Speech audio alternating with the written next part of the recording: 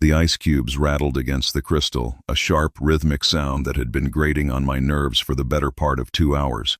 It was a Tuesday night in Greenwich, Connecticut, the kind of evening where the mist rolls off the Sound and clings to the ancient oaks surrounding Sterling Manor.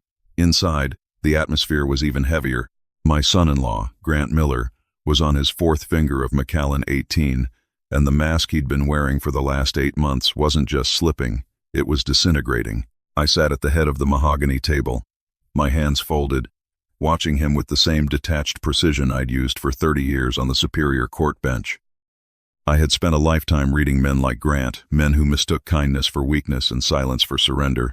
You know, Arthur, Grant slurred, his voice cutting through the quiet hum of the air conditioning. He leaned back in the Queen Anne chair, his expensive silk tie loosened to the point of looking like a noose. There's something fundamentally wrong with the way this house operates. It's a museum. A mausoleum for a life that doesn't exist anymore. He gestured vaguely with his glass, the amber liquid sloshing dangerously close to the rim. Across the table, my daughter, Eloise, stiffened. She was the image of her mother, elegant, soft-spoken, and far too loyal for her own good. She had brought this man into my home when his investment firm folded, claiming they just needed a few months to get back on their feet. I'd seen the balance sheets. The firm hadn't folded so much as it had evaporated under the heat of his incompetence. "Grant, honey, maybe that's enough for tonight," Eloise whispered, her hand reaching out to touch his sleeve. She looked at me, her eyes pleading for a peace treaty I wasn't prepared to sign. I'd given them 8 months of my life, my space, and my resources. I'd watched him treat my staff with a condescension that made my skin crawl, and I'd listened to his armchair philosophies on wealth while he lived on my dime. But what happened next was the moment I realized the temporary arrangement had become a terminal infection. "No, Eloise, I'm talking to the judge," Grant snapped, pulling his arm away from her. He turned his gaze back to me, his eyes bloodshot and filled with a simmering, unearned resentment. "You sit there in your ivory tower, reading your leather-bound books, acting like you're still presiding over a courtroom. But look around. You're retired. You're yesterday's news. And yet, you still expect us to jump when you clear your throat." I didn't blink. I didn't move. In my world, the man who speaks the loudest is usually the one with the weakest hand. I had lived through the era of old money discipline, where you didn't let a guest, even family, disrespect the foundation of your home. "The bottle is empty, Grant," I said, my voice low and steady. It was the tone that usually made defendants stop talking and start sweating. "I think it's time you headed upstairs. We can discuss your grievances in the morning, when the fog is cleared." I wasn't just talking about the weather outside. But Grant didn't see the exit ramp I was offering him.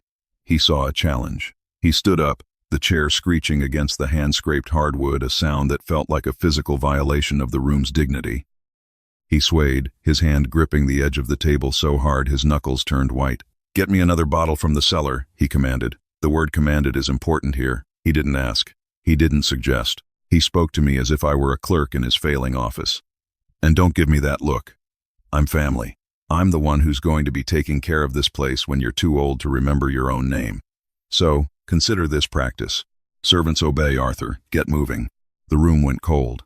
I could see the horror dawning on Eloise's face, but she remained frozen, a deer in the headlights of her husband's self-destruction. I rose slowly, my joints protesting only slightly, and stood at my full height. Even in retirement, I carried the stature of a man who had sent people to maximum security for far less than insolence. "There are no servants in Sterling Manor, Grant," I said, each word a cold stone dropping into a deep well. "And there is only one master of this house. You are a guest who has overstayed his welcome and his sobriety. Go to bed." I turned my back on him, a tactical error I would soon regret, but one that provided the final piece of evidence I needed to change my life forever. I heard the whistle of the glass before I felt it. Grant hadn't just thrown it. He had aimed it with a jagged, desperate fury. The heavy crystal hit the side of my head, just above the temple, with a sickening thud. The world tilted for a second. The smell of bourbon and the sting of cold liquid washed over my face, followed immediately by a heat that I knew was blood. I didn't fall. I gripped the sideboard, my fingers curling around a silver candlestick, as shards of baccarat crystal rained down onto the floor like diamonds in a coal mine. "Oh my God, Arthur!" Eloise screamed. She was around the table in a second, her hands fluttering toward my face, but I pushed her back gently. I needed her to see. I needed the visual to burn into her memory. I turned to look at Grant. He was standing there, his arm still extended, the bravado draining out of his face as the reality of what he'd done began to pierce through the alcohol. He looked small. For the first time in 8 months, he looked exactly like the failure he was. "Dad, I'm so sorry. He didn't mean it. He's just stressed," Eloise began. The familiar litany of excuses she'd been using for him since their wedding day. But I didn't hear her. I was looking at the red staining my white dress shirt, watching the droplets hit the floor. My mind, trained for decades in the art of the long game, was already shifting. I wasn't a victim in that moment. I was a prosecutor, and Grant Miller had just handed me the smoking gun I needed to wipe him out of my daughter's life and my house. "Get him out of this room," I said. My voice didn't shake. It was the cold, hollow sound of a tomb closing. "Take him upstairs, lock the door, and do not let him out until I say so." Grant tried to speak, his mouth opening and closing like a fish out of water, but Eloise grabbed his arm, her desperation turning into a frantic force as she hauled him toward the grand staircase. I stood in the wreckage of my dining room, the silence returning, but it was a different kind of silence now. It was the silence of a battlefield after the first shot has been fired. I walked to the ornate mirror in the hallway and studied the damage. The cut was deep, slicing through the skin at my hairline, the blood matted and dark. My eye was already starting to swell. It was a perfect piece of physical evidence. A lesser man would have called the police right then, but I knew the law better than the officers who would respond. I knew that a simple assault charge for a first-time offender in a domestic setting would result in a slap on the wrist. Grant would be back in a week, more resentful and more dangerous. No, I didn't want a settlement. I wanted a conviction that would strip him of everything. I didn't go to the hospital. Instead, I went to my study. I locked the door and sat at my desk, the same desk where I'd signed off on search warrants that broke up syndicates. I pulled out a fresh legal pad and a fountain pen. I began to write, but I wasn't writing a statement. I was drafting a blueprint. I thought about the 30% of his life he thought I didn't know about the hidden accounts. The phone calls he took in the garden at 2 a.m., the way he looked at the safe in my library when he thought I wasn't watching. As I sat there, the pain in my head pulsing in time with the ticking of the grandfather clock, I realized something chilling. I had been playing the role of the benevolent patriarch, but Grant had been playing a much darker game. He wasn't just waiting for me to die. He was trying to accelerate the process.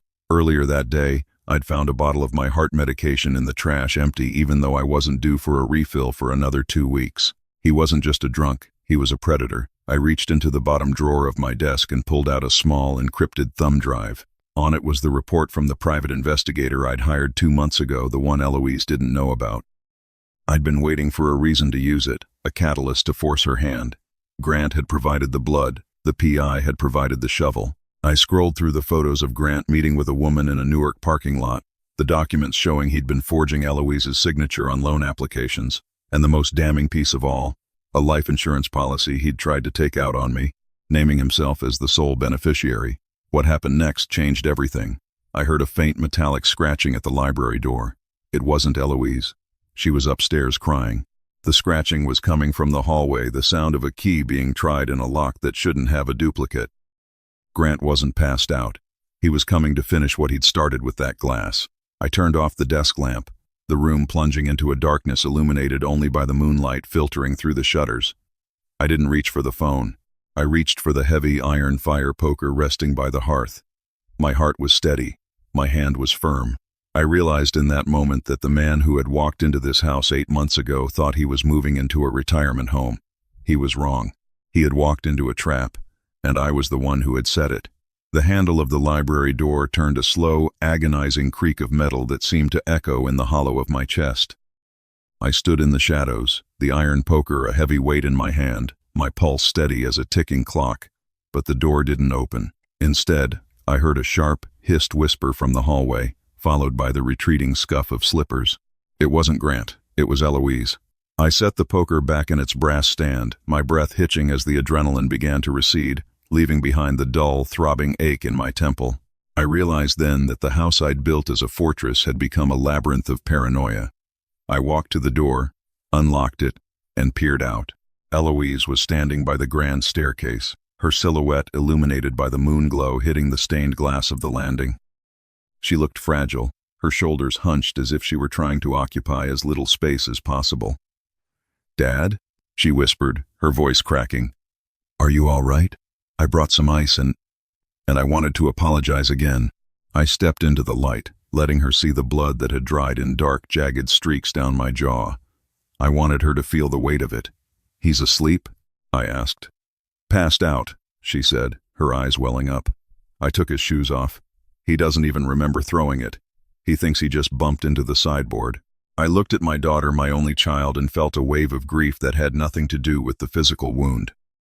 I had spent 30 years on the bench watching the slow-motion car crashes of human relationships, but I had never expected to see one in my own foyer. I had failed to protect her from the most dangerous type of criminal, the one who uses love as a crowbar. I should have seen it coming. The signs were there from the very beginning, buried under the polished surface of the man she brought home 3 years ago. Grant Miller hadn't arrived in Greenwich with a bang. He'd arrived with a perfectly tailored suit and a smile that reached everywhere except his eyes. We had met at the Belhaven Club for a charity gala. Eloise was glowing, her hand tucked firmly into the crook of his arm. At the time, Grant was the rising star of Miller West Capital, a boutique investment firm that specialized in disruptive technologies. He spoke the language of the elite, discussing vintage Bordeaux and the nuances of the Connecticut probate code with a fluency that almost fooled me. "Judge Sterling," he had said, shaking my hand with a grip that was just a fraction too firm, a subtle attempt to establish dominance. "I've followed your career. Your ruling on the Henderson embezzlement case was a masterpiece of judicial restraint. It was a beautiful opening move." He had done his homework, but as we sat through dinner, I noticed the way he treated the waitstaff.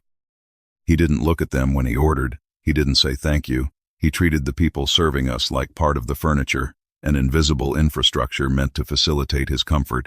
It was the first red flag, a small crack in the porcelain that I chose to ignore, because for the first time since her mother, Clara, had passed away, Eloise looked happy. But that happiness was a loan with a predatory interest rate. The wedding was a lavish affair at the manor, a classic old money celebration that cost me a small fortune. I remember standing on the lawn, watching them dance, while my old friend and former colleague, Silas Vance, leaned in close. Silas had spent 40 years in corporate law and had the instincts of a shark. "He's a hollow man, Arthur," Silas had whispered, nodding toward Grant. "The suit is expensive, but the man inside is cheap. Be careful with that one." Men who talk that much about disruptions are usually just breaking things they can't afford to fix. I dismissed Silas as a cynical old bird, but 6 months later, the disruption began. It started with a phone call from Eloise, her voice tight with a forced cheerfulness that set my teeth on edge. Grant was repositioning his firm. They needed to move out of their penthouse in Manhattan and stay at Sterling Manor just for a season while he finalized a major acquisition. A season turned into 8 months. The man who moved into my house wasn't the charming investor I'd met at the club. He was a squatter with a sense of entitlement that bordered on the pathological. He began by subtly redecorating. My leather armchairs were moved to the basement to make room for his modern ergonomic setups. He fired my longtime housekeeper, Mrs. Gable, claiming her energy was too old-fashioned, only to replace her with a cleaning service that he conveniently forgot to pay, leaving the invoices for me to settle. But the psychological warfare was the most insidious part. Grant began to feed Eloise a narrative that I was fading. He would wait until I forgot a minor detail, a name of a distant cousin, the date of a historical event, and he would exchange a knowing, pitying look with her. "He's getting older, Elle," I overheard him say in the garden one afternoon. "The law is a young man's game. He's starting to slip. Maybe we should look into a power of attorney, just to protect the estate, before he does something rash." It was a brilliant, cruel strategy. He wasn't just invading my home, he was trying to evict me from my own sanity. He wanted Eloise to believe that I was a liability, and that he was the only one capable of managing the Sterling legacy. I stood there in the hallway now, looking at my daughter, and realized she was already half convinced. She held the ice pack toward me, her eyes darting toward the stairs as if she expected Grant to materialize and punish her for her kindness. "Dad, he's just under so much pressure," she said, her voice a fragile shield. "The markets are a mess, and he's trying so hard to provide for us. He's not a bad man. He's lost." "Eloise," I said, my voice cracking the silence of the hall. "He didn't lose his way. He chose his path. He threw a glass at my head because I wouldn't pour him a drink. That isn't stress. That's character. You don't understand, she cried softly, the ice pack trembling in her hand. If I leave him, if we move out, we have nothing. He invested everything, my inheritance from Mom, our savings, into the new venture. It's all tied up. The air left my lungs. The inheritance? Clara's trust? That was supposed to be untouchable until you were 40. She looked away, a flush of shame creeping up her neck. He said he could triple it. He said you were being too conservative with the family funds. I signed the papers, Dad. I trusted him. I felt a cold, sharp fury crystallize in my gut. He hadn't just moved in. He had liquidated her future while I was sleeping in the next room. My daughter, the girl I had raised to be a sharp, independent woman, had been hollowed out from the inside. Go to bed, Eloise, I said, my tone shifting into something clinical, something final. We will talk in the morning. She lingered for a moment, looking like she wanted to say more, but the heavy silence of the manor pushed her back. She turned and climbed the stairs, her footsteps a ghostly rhythm on the wood. I watched her go, and then I walked back into my library and locked the door again. I didn't sleep. Instead, I spent the early hours of the morning going through the digital files the PI had sent me. I looked at the bank transfers. Grant hadn't invested the money into a venture. He had moved it through a series of shell companies based in the Caymans, eventually landing in an account tied to a woman named Beatrice Vane, a name I hadn't seen in the initial reports. Who was Beatrice? I dug deeper, my fingers flying across the keyboard with a speed I hadn't used in years. She wasn't an investor. She was a high-stakes gambler, a frequent flyer at the underground casinos in Atlantic City. And, more importantly, she was Grant's first wife, the one he had never bothered to mention to Eloise. The one he was still technically married to in the state of Nevada. A wave of icy clarity washed over me. Grant wasn't just a failure or a drunk. He was a bigamist and a professional predator. He had targeted Eloise because of the sterling name and the old money reputation of our family. He had been using her inheritance to pay off his previous debts and keep his first family afloat. Suddenly, a loud, crashing sound erupted from the kitchen below. It sounded like a cabinet being ripped off its hinges. I stood up, my heart hammering against my ribs. I grabbed the fire poker again and moved toward the door. As I reached the hallway, I saw a flicker of light from the kitchen. I moved silently, the darkness of the manor acting as my shroud. I peered around the corner and saw Grant. He wasn't drunk anymore. He was wide awake, his face illuminated by the light of the open refrigerator. But he wasn't looking for food. He was holding a large, heavy-duty gasoline canister he must have brought in from the garage. He was pouring the clear, pungent liquid over the kitchen island, his movements methodical and calm. I told you, Arthur, he muttered to himself, a chilling smile playing on his lips. This place is a museum, and sometimes museums have to burn so the insurance can pay for a better life. My blood turned to ice. He wasn't waiting for me to die. He was planning to burn us both alive in our beds, making it look like a tragic, alcohol-fueled accident. I raised the poker, but before I could move, I felt a hand on my shoulder. I spun around, ready to strike, only to see Eloise standing there, her eyes wide with a terror so profound it silenced the world. But it wasn't just terror. She was holding her phone, the screen glowing. "Dad," she whispered, her voice a ghostly thread. "Look at what he just sent me." I looked at the screen. It was a text message Grant had sent to a number labeled B. "The old man is a mess. The house goes up tonight. Make sure the boat is ready in Stamford. We're finally getting out of this hellhole." The betrayal was complete. But as I looked at the gasoline pooling on my floor and the man who thought he had already won, I realized Grant had made one fatal mistake. He had forgotten that I didn't just know the law. I knew how to execute it. And the sentence for what he was about to do was far worse than anything a courtroom could provide. The smell of gasoline, sharp, chemical, and final, slithered through the air of the manor like a serpent. It was a scent that didn't belong in a house filled with beeswax-polished wood and the faint aroma of aging libraries. I felt Eloise's hand tighten on my shoulder, her fingers digging into my skin with a strength born of pure, unadulterated terror. She wanted to scream, to run, to beg him to stop, but I clamped my hand over hers, pulling her back into the deep shadows of the hallway.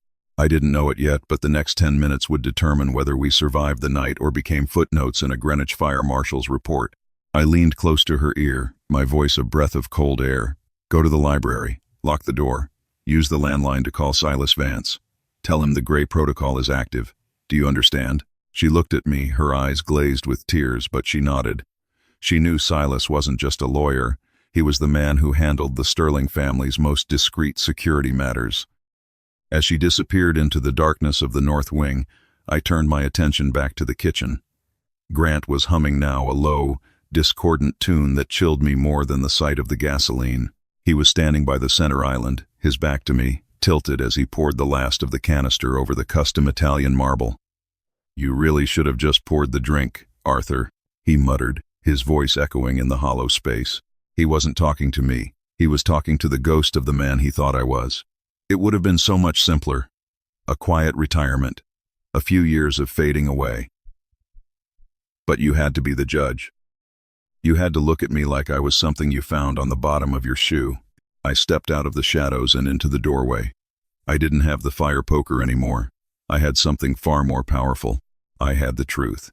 The problem with arson, Grant, is that it requires a level of precision you've never possessed, I said, my voice cutting through his humming like a gavel. He spun around, the empty gas canister clattering to the floor.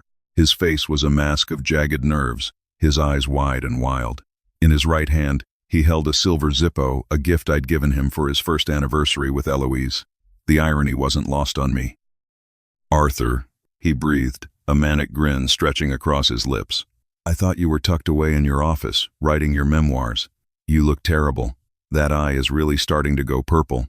Is Beatrice waiting for you in Stamford, or is she meeting you at the casino?" I asked, taking a deliberate step into the kitchen. My shoes made a sticky, squelching sound as they hit the gasoline-soaked floor. The grin vanished. The air seemed to get thinner. "What did you say?" "Beatrice Vane," I repeated, my voice steady, professional. "Your wife. The one you've been supporting with my daughter's inheritance. The one you're planning to run to once this house and the man inside it is reduced to ash. I have to wonder, Grant, does she know you're planning to kill for her, or does she just think you're a very successful investor?" For a moment, the only sound was the drip, drip, drip of gasoline falling from the edge of the island onto the hardwood. Grant's hand began to shake, the silver lighter catching the light of the range hood. He was a man who lived on the edge of a collapse, and I had just pushed him over. "You don't know anything," he hissed, but the bravado was gone. Aita is replaced by the raw, cornered animal desperation of a man whose exit strategy has just been vaporized. "You're an old man with a head injury. Who's going to believe you? By tomorrow morning you'll be a tragic accident, and I'll be the grieving widower who lost his father-in-law and his home in one night." "Actually," I said, leaning against the doorframe, "by tomorrow morning the forensic investigators will find the accelerant sensors I had installed in the HVAC system 3 months ago. They'll also find the high-definition footage from the hidden cameras in this kitchen, cameras you didn't know about because you were too busy firing my staff and redecorating. They'll see you pouring the gas. They'll see the lighter. And they'll see the text message you sent to Beatrice at 2:14 a.m. I was bluffing about the sensors. The house was old, and I hadn't updated the fire system yet, but I wasn't bluffing about the cameras. I'd had them installed the week after Silas warned me about Grant's hollow nature. Grant looked at the ceiling, his eyes darting frantically, looking for lenses that were too small to see. "You're lying," he screamed, his voice cracking. "You're just trying to scare me. You've always hated me. You've been waiting for this." "I didn't hate you, Grant. I pitied you," I said, and I meant it. "I watched you try to play a game you didn't understand. You thought Greenwich was about the clothes and the cars. You didn't realize that old money isn't about what you spend, it's about what you protect. And I will protect my daughter from you until my last breath." He flipped the lid of the Zippo. Clink. The sound was like a gunshot in the quiet room. He struck the flint. A small orange flame bloomed between us. The fumes were thick now, a shimmering haze in the air. If he dropped that lighter, we were both dead. But I didn't move. I'd spent 30 years staring down murderers and sociopaths. I knew that men like Grant don't actually want to die. They just want to win. "If you drop that, you go to the burn unit before you go to death row," I said. "And Beatrice? She won't wait for you. She'll take the last of the money you sent her and find the next mark. You're not a partner to her, Grant. You're a paycheck. And paychecks are easily replaced." "Shut up," he roared, taking a step toward me. The flame wavered. "You think you're so smart. You think you've won, but I'm taking everything. If I can't have the Sterling name, I'll burn it to the ground." At that moment, the lights in the kitchen flickered and died. The manor plunged into a deep, suffocating darkness, save for the tiny dancing flame in Grant's hand. He gasped, spinning around, looking for the source of the power failure. "What did you do?" he shrieked. "I didn't do anything," I whispered, "but I suspect Silas has arrived." Suddenly, the heavy oak back door exploded inward. The sound of splintering wood and shattering glass filled the room. Two figures in dark tactical gear burst through the opening, the beams of high-intensity flashlights blinding Grant. "Drop the lighter, now!" A voice boomed, a voice I recognized as one of Silas's consultants. Grant screamed, a high-pitched, pathetic sound, and he did something I didn't expect. He didn't drop the lighter. He threw it.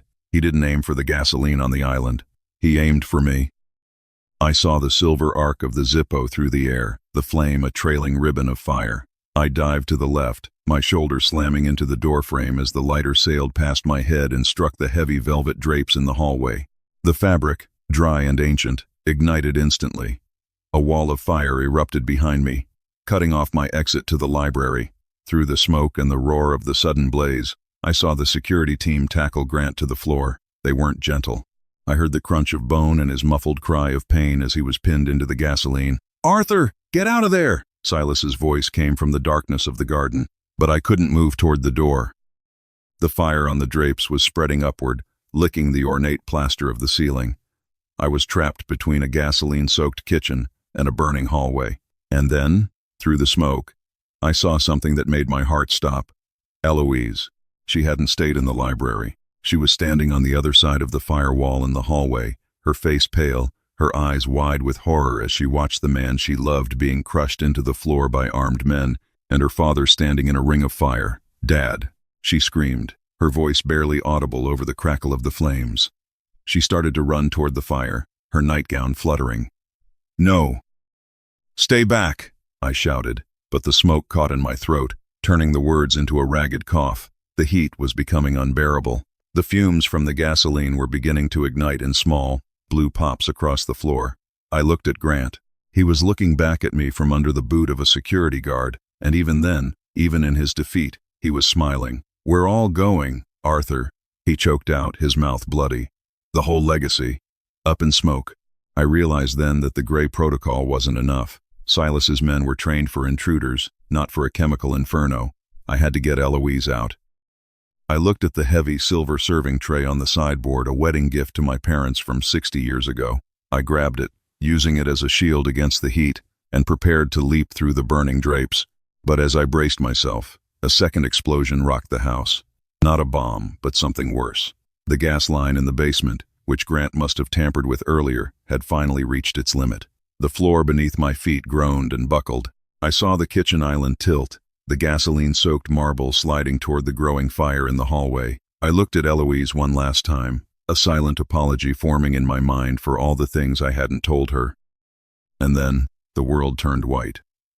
What happened next changed everything, but not in the way Grant Miller had planned. He thought he was the one pulling the strings, but he had forgotten one fundamental rule of the Sterling family. We don't just survive the fire, we own the embers. I woke up 3 hours later to the sound of rain, real rain, cold and biting hitting my face. I wasn't in the manor. I was lying on the grass of the north lawn, covered in a soot-stained blanket. The air smelled of wet ash and pine.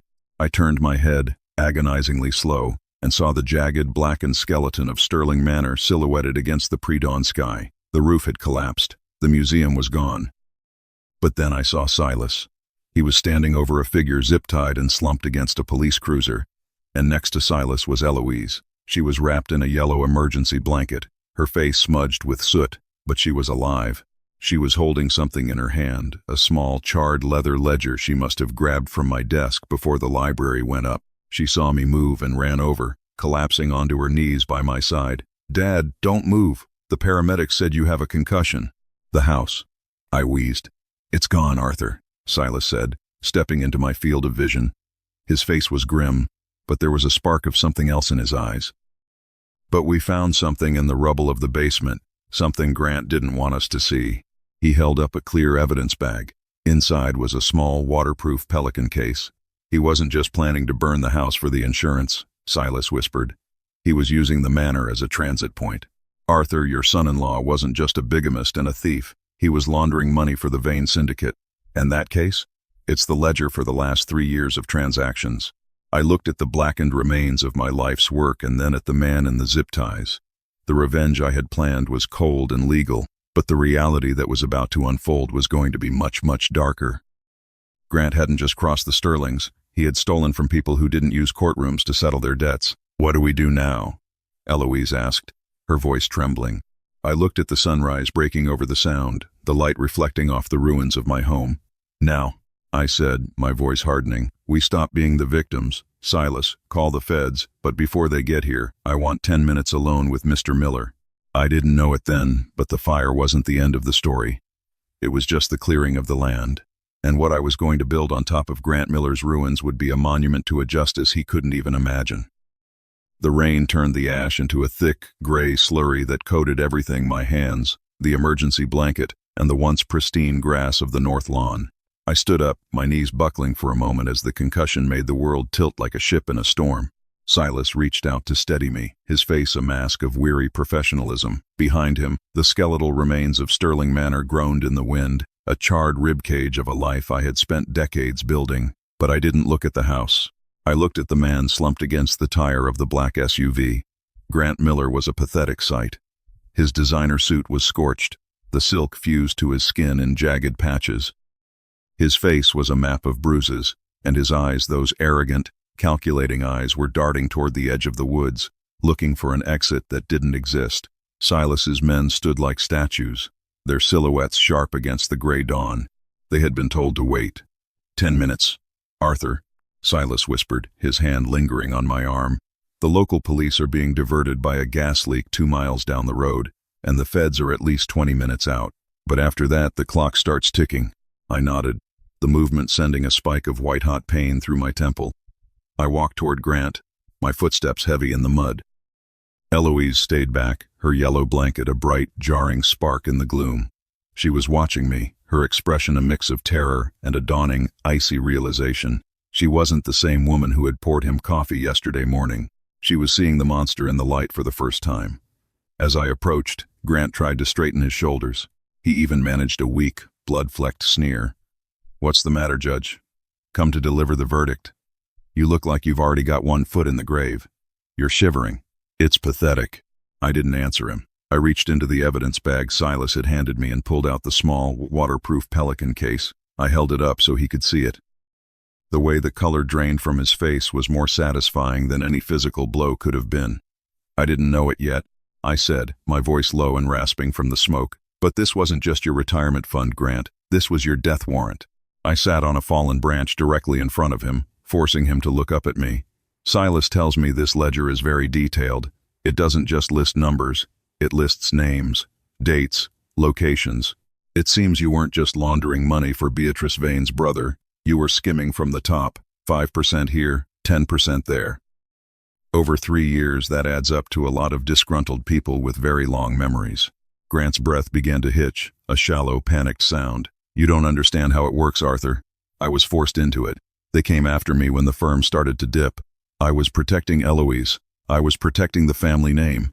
"Do not use her name," I snapped, the authority of the bench returning to me with a force that made him flinch. "You didn't protect her. You hollowed her out. You stole her mother's trust to pay back a debt you ran up at an underground baccarat table in Atlantic City. And when that wasn't enough, you decided to frame me." I leaned in closer, the scent of wet soot and fear filling the space between us. "That's what the fire was really about, wasn't it? You weren't just looking for insurance money. You were going to leave this case in my library safe. You were going to let the investigators find the evidence of money laundering in my name." The fading judge, losing his mind and turning to crime to keep his manor. That was the play, wasn't it? Grant looked away, his jaw clenching. His silence was a confession. "It was a brilliant plan, Grant. In a different world, it might have worked. But you made one catastrophic error. You assumed I was as oblivious as you were arrogant. I've been watching you since the day you moved in. I knew about the midnight visits to the basement. I knew about the secondary router you installed to hide your encrypted communications. I just didn't realize how deep the rot went until you threw that glass." I stood up, the pain in my head beginning to recede, replaced by a cold, crystalline focus. I looked over at Eloise. She had stepped closer, the yellow blanket falling from her shoulders. She was listening now, her face hardening into a mask of pure, focused rage. "Wait," Grant croaked, seeing his leverage disappear. "Arthur, listen. If you turn that ledger over to the feds, the Vanes will know I talked. They'll think I cut a deal. They'll come after me. They'll come after Eloise." "They already know, Grant," I said, a small, grim smile playing on my lips. "While you were busy pouring gasoline, Silas made a few phone calls. Not to the police. To the Vanses. Representation. We let them know that you were planning to burn their ledger to cover your tracks. We told them you were trying to erase the record of the money you stole from them." "One." Grant's eyes went wide with a primal, visceral terror. You told them? You signed my death certificate?" "No," I corrected him. "You signed it the moment you laid a hand on my daughter and a glass on my face.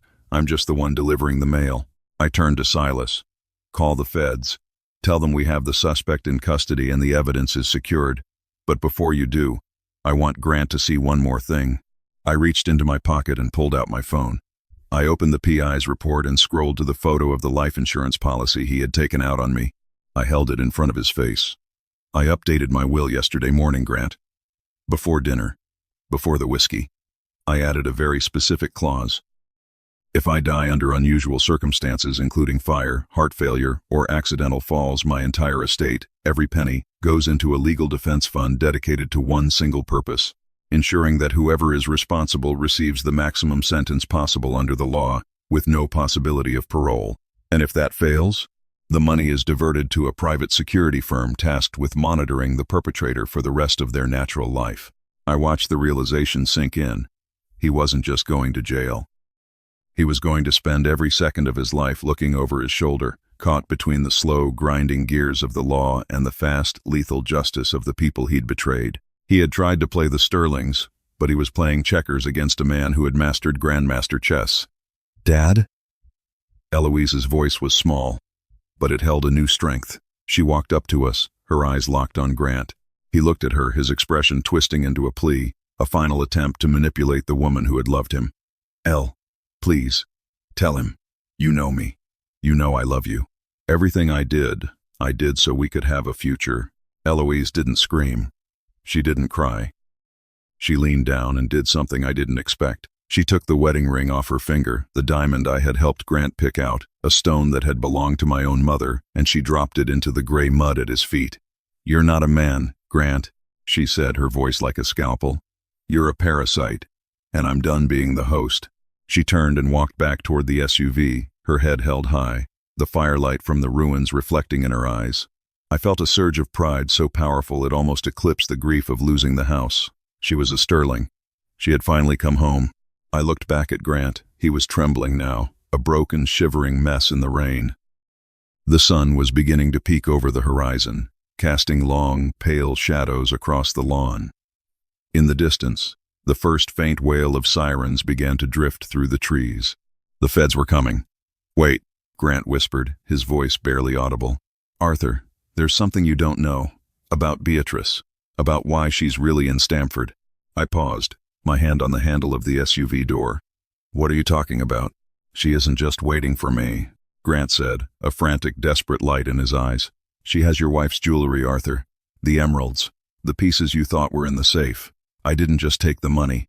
I gave her the Sterling heirlooms as collateral. If you let them take me, you'll never see those pieces again.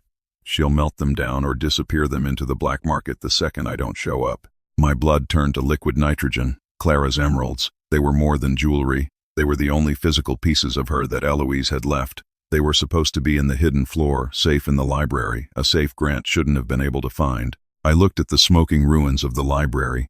The fire hadn't just been about insurance or framing me. It was a distraction. While I was in my study, and Eloise was upstairs, he must have been stripping the house of its true valuables. "Where is she?" I growled, stepping back toward him. "Let me go," he hissed, his eyes darting toward the woods. "Let me go, and I'll tell you exactly where she is. You can have the emeralds back. You can have everything. Just give me 5 minutes head start." I looked at Silas. His expression was grim. He knew what those emeralds meant. He also knew that letting Grant go was a violation of everything I stood for. "Arthur, don't," Silas warned. "The sirens are close. We can track her. We can find her." "You won't find her in time," Grant shouted, his voice cracking with a sudden, manic triumph. "She has a private charter leaving from a pier in 15 minutes. Once she's on that boat, she's gone, and so is your wife's legacy." The sirens were louder now, the blue and red lights beginning to pulse through the morning mist. I had seconds to decide. I could be the judge, the man who followed the letter of the law and let my wife's last treasures vanish forever. Or I could be the father, the man who would burn the world down to protect what little he had left. I looked at Grant, then at the ruins of my home, and then at the gray, churning waters of the Sound in the distance. "Silas," I said, my voice sounding like it was coming from someone else. "Tell your men to stay with the feds. Give them the ledger. Tell them Grant escaped into the woods during the chaos." "Arthur, what are you doing?" Silas asked, his eyes wide. I grabbed the keys to the black SUV from the driver's seat. I didn't look at the police lights. I looked at Grant. "Get in the car," I commanded. "If you lie to me, if we miss that boat by even a second, I won't turn you over to the feds. I'll drive you straight to the veins myself." Grant scrambled into the passenger seat, his face a mask of terrified hope. I slammed the door and put the vehicle in gear, the tires spinning in the mud before catching on the gravel drive. As we roared away from the smoking ruins of Sterling Manor, leaving the sirens and the law behind, I realized that I hadn't just stepped outside the courtroom. I had stepped off the map entirely. I didn't know it yet, but the pier wasn't the end of the chase. It was the beginning of a nightmare that would force me to choose between my soul and my daughter's future. I had spent 40 years of my life as a servant to the law, a man who believed that the scales of justice were the only thing keeping the world from sliding into the abyss. Now, as the speedometer of the black SUV climbed past 90 on the rain-slicked curves of I-95 toward Stamford, I realized I was the one doing the sliding. I was a 72-year-old retired judge, a widower who had just watched his ancestral home burn to the ground, and I was currently acting as a getaway driver for the man who had lit the match. The irony was a bitter pill that tasted like ash and copper in the back of my throat. Beside me, Grant was a twitching wreck. Every time the blue lights of an emergency vehicle flashed on the opposite side of the highway, he let out a strangled yelp, his hands clawing at the leather upholstery. He looked at me, his eyes searching for some shred of the old Arthur, the man who would surely pull over and surrender to the proper authorities once his emotions cooled. But that man had died somewhere between the third and fourth finger of Macallan 18. "Keep your eyes on the road, Grant," I said, my voice sounding like gravel grinding together. "If we hydroplane, the emeralds go into the Sound and you go into the morgue. Tell me about the boat. What's the name?" "The Vane's Mercy," he stammered, his teeth chattering. "It's a 50-foot Hatteras, slotted for Pier 14. Beatrice. She's not alone, Arthur. Her brother, Silas Vane, not your friend Silas. The other one, he doesn't play by your rules. He's the muscle. If they see you, they'll shoot. They won't ask for a subpoena." I didn't know it yet, but the Vane's Mercy was a misnomer of the highest order. There would be no mercy at Pier 14, only a reckoning that had been brewing since the day Grant Miller first laid eyes on my daughter's bank account. "Why the emeralds?" I asked, weaving through a cluster of early morning commuters who had no idea they were sharing the road with a fugitive and a ghost. "You had the ledger. You had the insurance. Why take the one thing you knew would make me hunt you to the ends of the earth?" Grant let out a sharp, hysterical laugh that turned into a cough. "Because they're liquid, Arthur. The ledger is leverage, but the emeralds are currency. Beatrice needed a win. The Vanes are bleeding money in Vegas, and those stones. They're worth $2 million on the black market in Antwerp. I didn't want to take them, I swear. But she said if I didn't bring her something tangible, she'd leave me to rot in your guest room." The psychological tension in the car was suffocating. I could feel Grant trying to find a way to flip the script, searching for a vulnerability he could exploit. He looked at my swollen eye, the purple bruising now a dark mask of pain. "You're hurt, Arthur. You're losing blood. You can't do this," he whispered, his voice shifting back into that manipulative, oily tone he'd used to dismantle Eloise's confidence. "Let's just stop. I'll call Beatrice.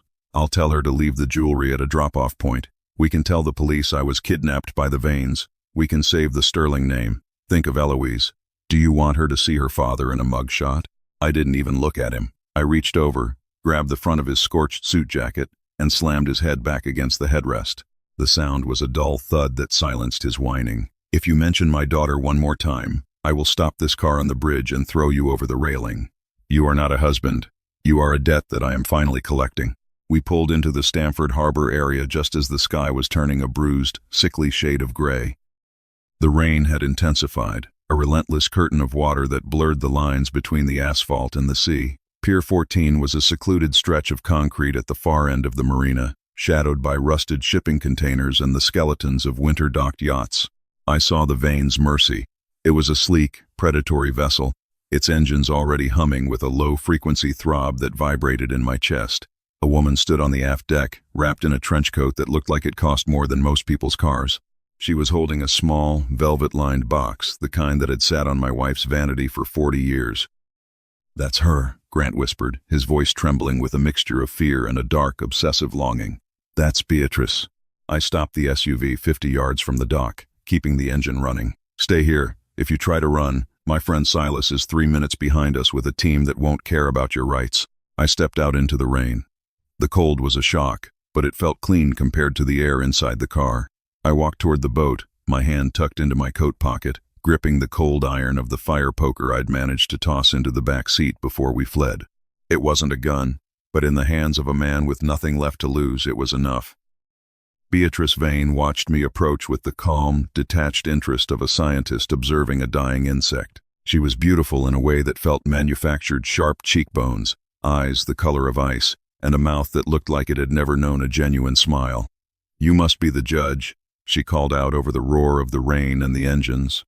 Her voice was melodic, cultured, and utterly devoid of warmth. "Grant told me you were a formidable man. He forgot to mention you were also a stubborn one. You should be in a hospital, Arthur. Or perhaps a funeral home." "The emeralds, Beatrice," I said, stopping at the edge of the pier. The boat swayed in the choppy water, the gap between us a dark, yawning mouth. "Hand them over, and I let you leave. The feds are already at the manor. They have the ledger. They have the names. This boat is already a crime scene. You just don't know it yet." Beatrice laughed, a sound like glass breaking. She opened the velvet box.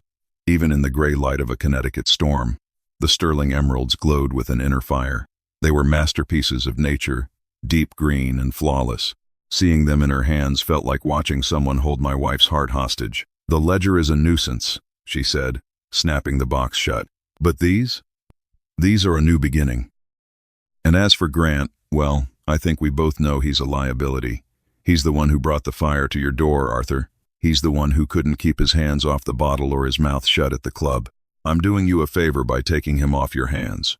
"I don't care about Grant," I said, taking another step forward. "I care about the woman who wore those stones. They don't belong to a syndicate. They belong to a legacy." Suddenly, the cabin door of the yacht swung open. A man stepped out, large, bald, with a face that looked like it had been carved from a block of granite. This was Silas Vane. He wasn't holding a velvet box. He was holding a suppressed submachine gun. "Enough talk, B," Silas growled. "The old man is a witness. Get the coward out of the car and let's go. We're losing the tide." I looked back at the SUV. Grant was huddled in the passenger seat, his face pressed against the glass. He saw the gun. He saw the sister and brother who were supposed to be his salvation. And then, he saw the truth. He wasn't their partner. He was their scapegoat. "Arthur!" Grant screamed, throwing the car door open and stumbling out into the mud. "They're going to kill me. Help me." He ran toward me, his arms flailing, a pathetic display of cowardice that made my stomach turn. Silas Vane raised the weapon, the muzzle flash a series of muffled pops that sounded like a stapler, but he wasn't aiming at me. He was aiming at Grant. The bullets caught Grant in the chest and shoulder, spinning him around like a rag doll. He hit the concrete of the pier with a wet, heavy sound, his blood mixing with the rainwater and gasoline. I dived behind a rusted piling, the concrete chipping away as a stray round struck inches from my head. "The jewelry, Arthur!" Eloise's voice suddenly cut through the chaos. I spun around. She hadn't stayed at the manor. She had followed us in Silas Vance's second vehicle, and now she was standing at the edge of the parking lot, her eyes wide with a combination of horror and a fierce, protective maternal instinct. She saw her husband bleeding out on the pier, and she saw the woman holding her mother's legacy. "Stay back, Eloise!" I roared, but the distraction was enough. Beatrice Vane signaled to her brother, and the boat began to pull away from the dock. The gap widened 5 feet, 10 feet, 15. "Goodbye, Judge," Beatrice shouted, tossing something onto the pier near Grant's twitching body. "Consider it a settlement for the inconvenience." It wasn't the emeralds, it was a flashbang grenade. The world exploded in a white-hot wall of sound and light. I was thrown backward, my head slamming against the pavement for the second time in 12 hours. My vision blurred into a kaleidoscope of gray and red. I struggled to breathe, the air knocked out of my lungs, my ears ringing with a high-pitched drone that silenced the storm. When my vision finally cleared, the Vane's Mercy was a dark shape, disappearing into the mist of the sound. Grant was lying 10 feet away, his breathing shallow and rattling, the death rattle I'd heard in a dozen crime scene photos, and the emeralds were gone.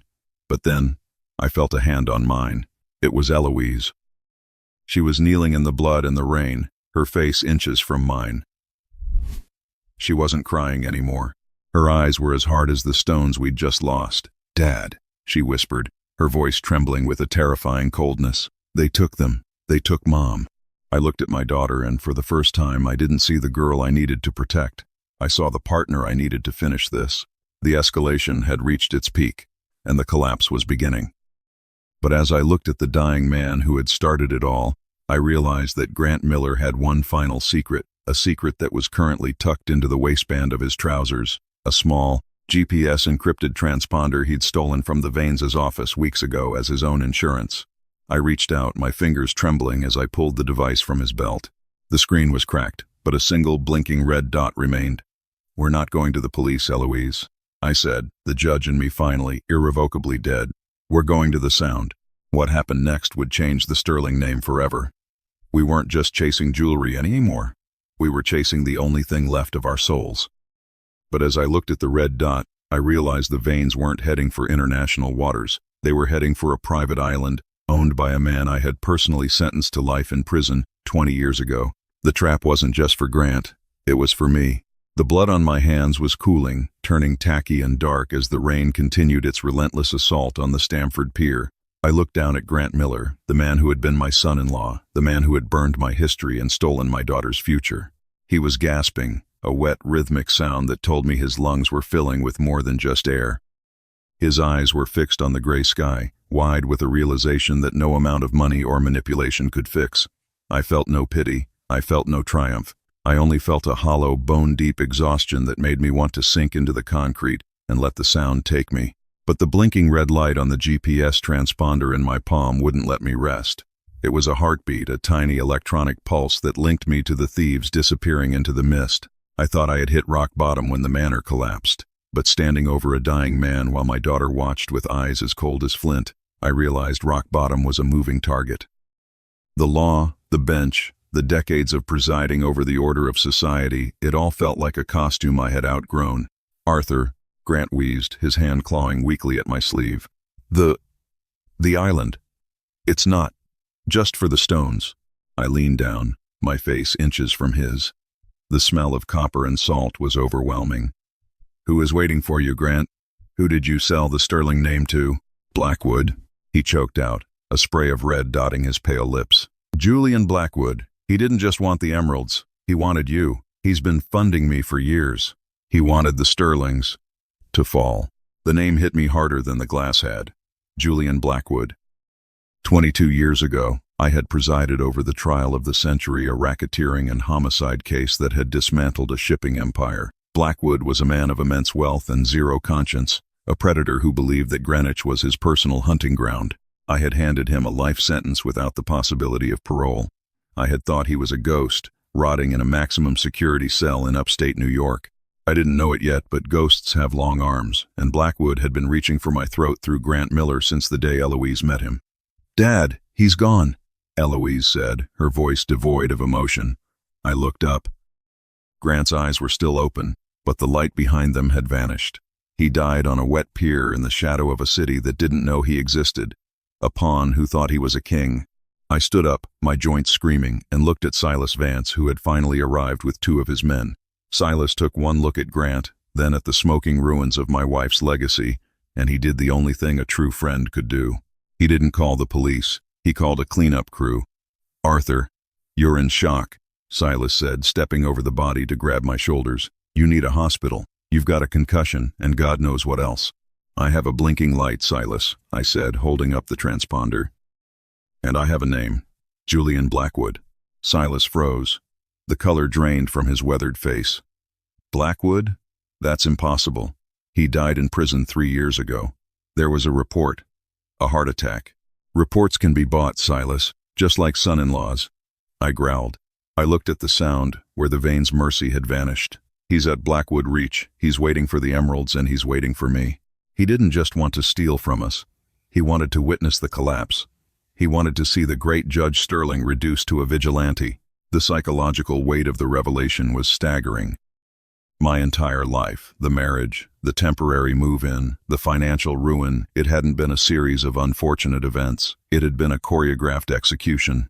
Blackwood had used Grant as a Trojan horse to bypass my defenses, to bleed me dry, and finally, to lure me into a final confrontation where the law couldn't protect me. "We go now," I said, turning toward Silas's car. "Dad." "No," Eloise interjected, stepping between me and the door. Her face was smudged with soot, her hair matted with rain, but she looked more like a Sterling than I had ever seen. "You can't go out there like this. You're 72 years old and you can barely stand." "Then you stay here," I said. "Like hell I will," she snapped. "He took my mother's stones. He took my life. If you're going to Blackwood Reach, you're going with someone who has something to lose. I'm driving." The reversal was complete. My daughter, the woman I had spent my life trying to shield from the darkness of my profession, was now the one leading me into the heart of it. We left Silas Vance to handle the legalities of the pier and climbed into his reinforced SUV. The drive toward the private docks in Westport was a blur of high-speed turns and silent fury. I watched the blinking red dot on my phone, which was now synced to the transponder. They were docking at the Reach, a jagged outcropping of rock and luxury 3 miles off the coast, a place that didn't officially exist on most nautical charts. As we reached the private marina, the sun began to climb, a pale, sickly yellow light that did nothing to warm the air. Silas's men had a high-speed pursuit boat waiting, a matte black rib with triple engines that looked more like a weapon than a vessel.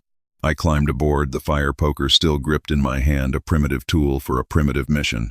"Arthur," Silas said, leaning over the rail of the dock, "this isn't a courtroom. There are no rules out there. If Blackwood is alive, he won't be alone. The Vanes are just the beginning. I spent 40 years following the rules, Silas," I replied as the engines roared to life, a deep, guttural throb that shook the very marrow of my bones. "Look where it got me. My house is ash, my family is broken, and my wife's memory is in the hands of a ghost. I'm done with the rules." The trip across the Sound was a brutal assault of spray and wind. Eloise sat at the helm, her knuckles white as she steered us through the choppy wake. I watched the coastline of Connecticut recede, the mansions of the ultra-wealthy looking like dollhouses from this distance. I realized then that my respectable life had been a fragile illusion. We were all just one bad decision, one predatory stranger, away from the abyss. As Blackwood Reach loomed out of the fog, it looked like a fortress from a nightmare, a sprawling modern estate made of glass and steel perched precariously on the cliffs. The Vane's Mercy was docked at a private slip below the main house. There were no lights, no signs of life, just the cold, gray stone and the crashing of the waves. We cut the engines 100 yards out, drifting in on the tide. The silence was more terrifying than the roar of the boat. It was the silence of a trap waiting to be sprung. We tied off at a rusted ladder on the far side of the island, away from the main dock. I climbed first, the pain in my head, a constant, pulsing reminder of why I was here. Eloise followed, her movements fluid and desperate. We reached the top of the cliff and moved through a grove of stunted, wind-blown pines. The main house sat in the center of the island, a glass box that seemed to watch us. As we approached the sliding glass doors of the terrace, I saw them. Beatrice Vane was sitting at a long slate table, the velvet box open in front of her. Next to her was her brother, Silas, his submachine gun resting on the table like a centerpiece. But it was the man at the head of the table who commanded the room. He was thin, almost skeletal, his skin the color of parchment, but his eyes were unmistakable. They were the same eyes that had burned with a promise of vengeance 2 decades ago in my courtroom. Julian Blackwood was very much alive. He looked up as I stepped onto the terrace, a thin, crooked smile spreading across his face. "Justice Sterling," he rasped, his voice sounding like dry leaves skittering across a grave. "I was beginning to think you'd lost your edge. You're late. I expected you at the pier." "The pier was a mess, Julian," I said, stepping into the light. "I didn't hide the poker. I didn't hide the blood. But then again, you always did have a penchant for messy exits." "Dad, look," Eloise whispered, pointing to the far end of the room. There, hanging on the wall like a trophy, was the portrait of my wife Clara that had hung in our foyer for 30 years. It was untouched by the fire, its gilded frame gleaming in the morning light. My heart shattered and reformed into something jagged and sharp. He hadn't just sent Grant to burn the house. He'd had his people steal the very soul of it before the first match was struck. "She looks lovely, doesn't she?" Blackwood remarked, gesturing toward the painting with a trembling hand. "I had it moved yesterday. I wanted her to be here to see your final ruling, Arthur. I wanted her to see what happens when the man who thinks he's God finally realizes he's just a man." The trap was fully visible now. He didn't want the emeralds for the money. He wanted them because they were the bait. He wanted the portrait because it was the heart. And he wanted me here, on his turf, so he could finish the job the legal system had started. "You're not leaving this island, Arthur," Blackwood said, his voice gaining strength. "And neither is your daughter. The Vanes have been paid to ensure that the Sterling line ends here, today. A tragic boating accident. A double drowning. The world will mourn the great judge, never knowing he died begging for mercy from a ghost." I looked at Beatrice, then at Silas Vane, who was slowly reaching for his weapon. My mind, the mind of a prosecutor, was already calculating the odds. We were outgunned and outnumbered. But Blackwood had made one fatal mistake. He thought he was playing against a judge. He didn't realize he was playing against a father who had already watched his world burn. "You talk too much, Julian," I said. And then, I did the one thing he didn't expect. I didn't long for him. I didn't long for the gun. I reached into my pocket and pulled out a small, heavy brass key, the key to the evidence locker Silas Vance had given me before we left the pier. "You think you're the only one who can buy reports?" I asked. "I didn't just bring a poker to this fight, Julian. I brought the one thing you can't kill. I brought the truth about your death in prison. And I've already sent it to the one person who hates you more than I do." Blackwood's smile faltered. "Who?" "Your son," I said. "The one you abandoned in Vegas. The one who's been looking for you for 3 years to collect on the debt you left him. He's on his way, Julian. And unlike me, he doesn't care about the law." The psychological shift was instantaneous. The predator suddenly realized he was being hunted by a bigger beast. But, as Silas Vane raised his gun, a shot rang out from the woods behind us. I didn't know it yet, but the revenge plan I had started wasn't just mine. It was the beginning of a total collapse that would leave only one Sterling standing. The gunshot echoed off the glass walls of the terrace, a sharp, metallic crack that drowned out the rhythmic pounding of the Atlantic. Silas Vane's submachine gun didn't just fall. It was jolted from his grip by the kinetic force of a high-caliber round, spinning across the slate floor like a discarded toy. Silas let out a guttural howl, clutching a hand that was suddenly a crimson ruin. I didn't know it yet, but the Gray Protocol hadn't ended at the manor. Silas Vance, my old friend, had spent his career preparing for the worst-case scenario, and he wasn't about to let a retired judge and his daughter sail into a slaughterhouse without backup. "Get down!" I roared, lunging for Eloise. We hit the cold stone together, sliding behind a heavy marble planter as the world dissolved into chaos. From the tree line, 3 figures in matte black tactical gear emerged Silas Vance's private security, the men who lived in the shadows of Greenwich's elite. They moved with a predatory grace that made the Vane siblings look like amateurs. But Julian Blackwood didn't flinch. He sat at the head of the table, his skeletal frame draped in silk, watching the tactical advance as if it were a performance put on for his private amusement. "The law arrives with its hired guns," Blackwood rasped, his voice barely audible over the wind. He didn't look at the soldiers. He looked at me. "But you're still hiding behind others, Arthur. Even now, with your house in ashes and your son-in-law in the mud, you can't face the darkness alone." Beatrice Vane was faster than her brother. She didn't reach for a gun. She reached for the velvet box. She clutched the sterling emeralds to her chest, her eyes darting toward the cliffside path. She saw the collapse coming and was looking for the life raft. "Silas, move!" Beatrice screamed at her brother, who was still kneeling in his own blood. "The boat, now!" But the tactical team was faster. A flash of red laser sights danced across Beatrice's silk coat. "Stay where you are!" a voice boomed from the pines. I peered over the edge of the planter, my heart hammering against my ribs. My vision was still blurred, the concussion sending waves of nausea through me, but I saw the opening. I saw the moment where the judge became the executioner.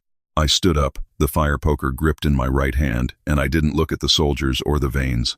I looked at the painting. Clara's portrait was glowing in the morning light. her eyes seemingly following me as I stepped out from cover. It was the only piece of my soul that hadn't been scorched by Grant's fire, and I realized then that Blackwood hadn't just stolen a painting, he had stolen the only thing that kept me tethered to the man I used to be. "Give her back, Julian," I said, my voice low and vibrating with a primal fury. Blackwood let out a dry, rattling laugh. "The painting? Or the life you think you still deserve? You're a relic, Arthur. A monument to a system that only works for the people who don't need it. I spent 20 years in a concrete box because you believed in precedent. Well, here is your new precedent. The sterling legacy ends in the dirt." He reached into the folds of his robe and pulled out a small, silver remote. "The Vanes think they're leaving with the stones. They don't realize that this entire island is rigged with the same accelerants Grant used on your manor. If I can't have my empire, no one gets the spoils." The psychological tension in the room snapped like a high-tension wire. Beatrice froze, her hand hovering over the emeralds. Silas Vane, still holding his mangled hand, looked at Blackwood with a sudden, localized terror. They had been hired by a madman who was planning a mass suicide. "You're lying," Beatrice hissed. "You need us to get you to the mainland." "I'm a dead man walking, Beatrice," Blackwood said, his eyes glazing over with a terrifying peace. "The cancer took my lungs years ago. I didn't escape prison to live. I escaped to witness your father's rock bottom, Eloise." He turned his gaze to my daughter, who was standing now, her face pale but her hands steady. "Did he tell you, Eloise? Did your father tell you about the deal he made 20 years ago to get the conviction that made his career? He didn't find the evidence against me. He manufactured it. He used the same gray protocol he's using now to bury the truth." I felt a cold shiver run down my spine. The hidden truth was finally out. It was the one secret I had planned to take to my grave the moment I had stepped across the line to ensure a monster like Blackwood never saw the sun again. I had told myself it was for the greater good. I had told myself the law needed a nudge. But standing there, watching the horror dawn on my daughter's face, I realized that I had planted the seeds of my own destruction 2 decades ago. "Dad?" Eloise whispered, the words sounding like a plea. "It doesn't matter now," I said, but the words felt hollow. "It matters to the fire." Blackwood roared, and he pressed the button. A series of muffled thuds echoed from beneath the terrace, the sound of charges blowing. But it wasn't fire that erupted. It was a dense, white chemical smoke, a blinding shroud that filled the terrace in seconds. It was a distraction, a final disruption designed by the man who had mastered the art of the collapse. Through the white haze, I heard the scuffle of feet. I heard Beatrice's sharp intake of breath and the heavy thud of someone hitting the floor. "Eloise!" I shouted, swinging the poker blindly through the mist. I stumbled toward the wall where the portrait hung, my fingers searching for the gilded frame. I found it, the cold metal of the wire biting into my palms. I pulled it down, the weight of the canvas nearly toppling me. I didn't care about the emeralds. I didn't care about Blackwood. I just needed to save her. "Arthur!" Silas Vance's voice came from the left. "We've got the Vanes. Where are you?" "I have the painting," I yelled. "Where's Eloise?" The smoke began to clear as the wind from the sound tore through the terrace. I saw Silas Vance's men standing over Beatrice and her brother, who were pinned to the floor. The velvet box was lying open, the emeralds scattered across the slate like spilled candy. But the head of the table was empty. Julian Blackwood was gone, and so was Eloise. I looked toward the cliffside path, the white smoke still clinging to the pines.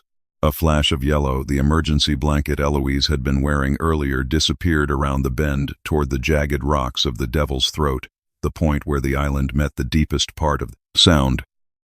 "He has her!" I screamed, dropping the portrait. I didn't think about my age. I didn't think about the concussion. I ran. The path was a nightmare of wet stone and tangled roots. Every step was a battle against the vertigo that threatened to pitch me into the abyss. I reached the edge of the cliff and saw them. Julian Blackwood was standing on a narrow ledge, his hand locked around Eloise's throat. He looked like a wraith, his silk robe billowing in the wind, his face a mask of skeletal triumph. He was hanging over the edge, the waves 300 feet below crashing against the rocks with a violence that shook the ground. "Stop!" I cried, skidding to a halt 10 feet away. "The final ruling, Arthur," Blackwood shouted over the roar of the sea. "An eye for an eye, a daughter for a life. You took my world. I take the only thing left of yours." Eloise was struggling, her hands clawing at his grip, but Blackwood had the hysterical strength of the dying. He leaned back, his heels hanging over the empty air. "Julian, listen to me. I said, my voice cracking. I'll admit it. I'll go to the feds. I'll tell them what I did 20 years ago. I'll ruin the Sterling name myself. Just let her go. Blackwood paused, his eyes narrowing. You'd trade your precious reputation, the great Judge Sterling, admitting to perjury and evidence tampering? In a heartbeat, I said. The name is already gone, Julian. The house is ash. There's nothing left to protect but her. Please. For a second, the hatred in his eyes flickered. He looked at me, really looked at me, and saw the broken old man I had become. He saw that he had already won. He had reduced me to this, a beggar on a cliffside, offering my soul for a chance to start over. Too late, Arthur, he whispered. He stepped back, his body tilting into the void, dragging Eloise with him. No. I lunged forward, my fingers brushing the yellow fabric of her blanket as they vanished over the edge. I hit the dirt, my chest hanging over the precipice, my eyes searching the churning gray water below. I expected to see them hitting the rocks. I expected the end of everything. But then, I saw it, 10 feet down, snagged on a gnarled, ancient cedar root that grew out of the cliff face, was the yellow blanket. Eloise was clinging to the root, her legs dangling over the abyss, her face turned upward, frozen in a silent scream. Blackwood was gone, swallowed by the dark water and the white foam of the Atlantic. Hold on, I screamed, my arm reaching down, my fingers inches from hers. Give me your hand, Eloise, reach for me. She looked at me, and in that moment, the terror in her eyes was replaced by a question I couldn't answer. She had heard what Blackwood said. She had heard the truth about the man I was. Did you do it, Dad? She whispered, the wind nearly carrying the words away. Did you lie to put him away? The weight of the question was heavier than the girl hanging from the root. I looked into my daughter's eyes, the eyes of the woman who had lost her husband, her home, and her trust in the span of 12 hours. I could lie. I could tell her he was a madman, that it was all a final trick. I could save my reputation and her love in one breath. But the old Arthur was dead. Yes, I said, the word a confession that felt like a liberation. I did it. The root groaned, a sharp crack echoing in the salt spray. Eloise's hand slipped an inch. She looked at the water below, then back at me, and then she reached up. She didn't reach for the judge. She reached for her father. I grabbed her wrist, my muscles screaming as I hauled her upward, the kinetic energy of 30 years of guilt fueling my strength. I pulled her over the edge, both of us collapsing onto the wet grass, gasping for air, the world spinning in a blur of gray and gold. We lay there for a long time, the silence returning as the tactical team and Silas Vance converged on the cliffside. The emeralds were recovered. The veins were in custody. The ghost of Julian Blackwood had finally returned to the depths. But as I looked at my daughter, I realized the revenge wasn't over. The collapse was complete, but the reversal was just beginning. What happens now? Eloise asked, her voice sounding older, harder. I looked at the sunrise, the light finally breaking through the clouds, illuminating the ruins of the island. Now, I said, we go to the courthouse, one last time. I didn't know it yet, but the final twist wasn't in the courtroom. It was in the small, charred, leather ledger. Eloise was still clutching the one she had saved from the fire. As I reached for it, she pulled it back. Not yet, Dad, she said, her eyes burning with a secret of her own. There's one more name in here you haven't seen, a name that changes everything. The morning sun finally broke over the horizon, turning the gray waters of the Sound into a sheet of hammered gold. We were back on the mainland, sitting in the back of a black sedan parked at a secluded overlook in Southport. Silas Vance's men were busy processing the veins at a private facility, and the local authorities were still chasing shadows at the site of the gas leak. For a few moments, the world was quiet. The emeralds sat in their velvet box on the seat between us, looking like cold green eyes. But the real weight was in the ledger. I watched Eloise's hands as she opened the charred leather cover. Her fingers were stained with soot and salt, but they didn't tremble. She flipped past the records of Grant's pathetic skimmings, past the veins laundering schedules, all the way to the very last section, the pages that had been tucked into a hidden flap in the binding. I didn't know it yet, Dad, she said, her voice a hollow whisper. But the fire didn't start with Grant. It started 20 years ago, and the person who kept the embers burning wasn't Julian Blackwood. She turned the ledger toward me. I pulled my reading glasses from my pocket, the frames cracked from the fall, and looked at the handwritten entries. My breath caught in my throat. The handwriting was elegant, precise, and hauntingly familiar. It wasn't Grant's frantic scrawl. It wasn't Blackwood's jagged script, it was Silas Vance's. The entries dated back 2 decades. They were a meticulous record of consulting fees paid out of the Blackwood Seizure Fund, the very fund I had authorized after the trial. But it was the more recent entries that shattered what was left of my heart.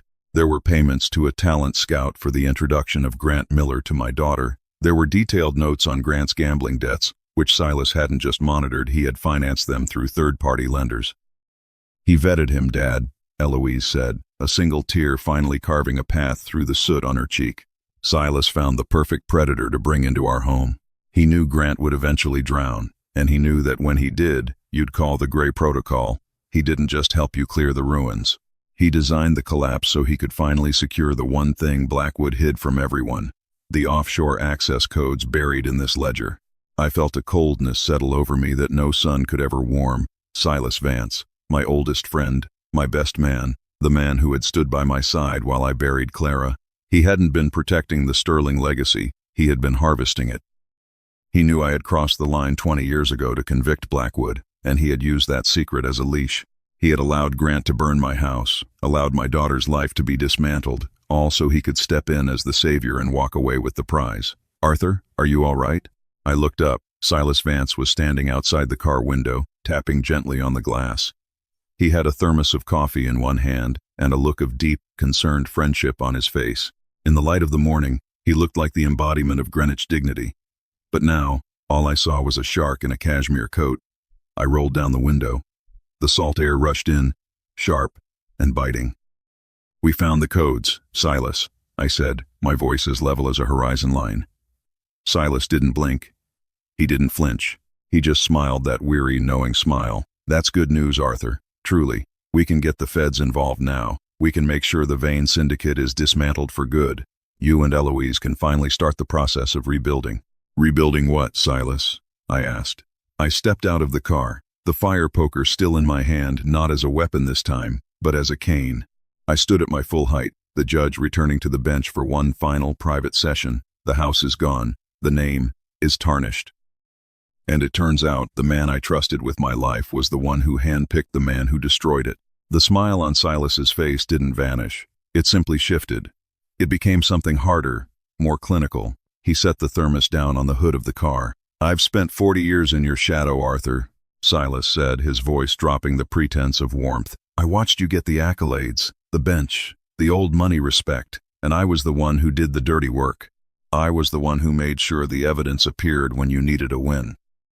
I was the one who kept the Blackwoods of the world from your door while you sat in your library reading poetry. So you brought one through the door yourself," I growled. "I brought a catalyst," Silas corrected me. "I knew you were fading. I knew you'd never give up the keys to the kingdom voluntarily. I needed a situation that required the Gray Protocol. I needed the house to burn so we could find the ledger. And Grant? He was a useful idiot. A tragedy in a 3-piece suit. He took a step toward me, his eyes fixed on the ledger in Eloise's hand. "Give it to me, Arthur. I've already arranged for the Vanes to take the fall for everything, the fire, the theft, even Grant's death. You get the emeralds. You get your daughter back. You can spend your remaining years in a beautiful condo in Boca, and no one ever has to know what happened 20 years ago. It's a clean slate. The ultimate settlement." I looked at Eloise. She was watching me, waiting for the judge to make his ruling. For a moment, the temptation was there. I was tired. I was broken. I could take the deal, hide the truth, and protect what was left of our reputation. We could disappear into the comfort of wealth and silence. But then I thought about the smell of the smoke. I thought about the sound of the glass hitting my face. And I thought about the man I had tried to be for 40 years. "Justice isn't a settlement, Silas," I said. I reached into the car and took the ledger from Eloise. I held it up. "You're right about one thing. I did cross the line 20 years ago. I've lived with that stain every day.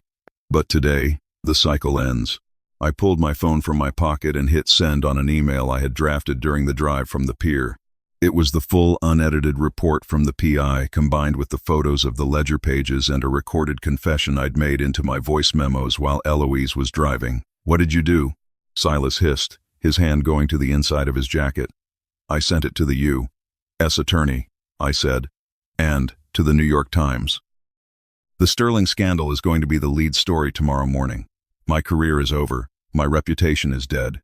but so is yours." Silas's face contorted into a mask of pure, visceral rage. He lunged for the ledger, but Eloise was faster.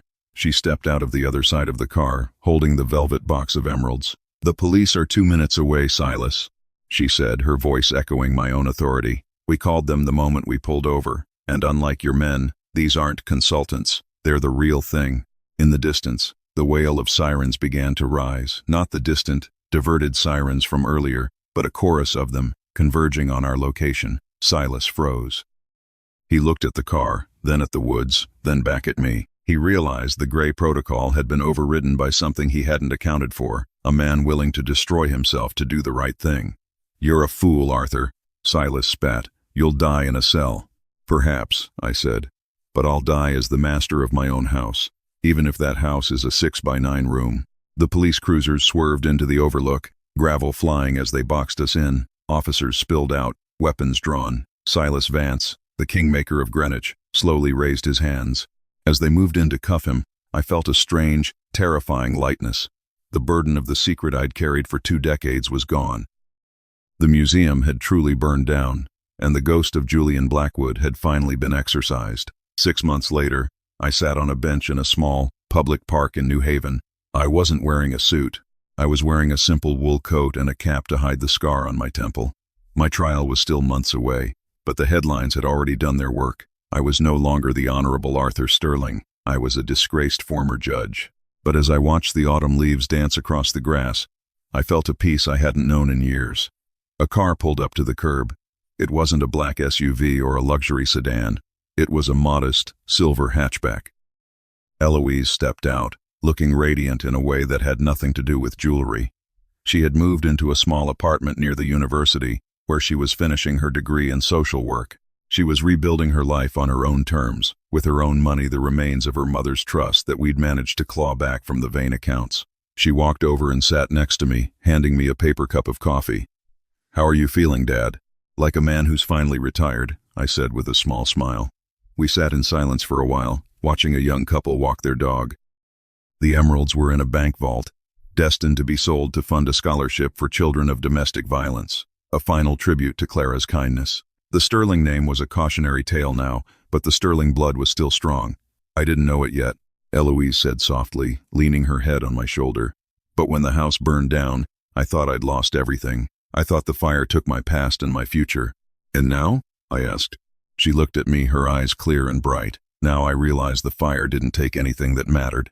It just cleared away the rot so we could see the foundation. We're still here, Dad.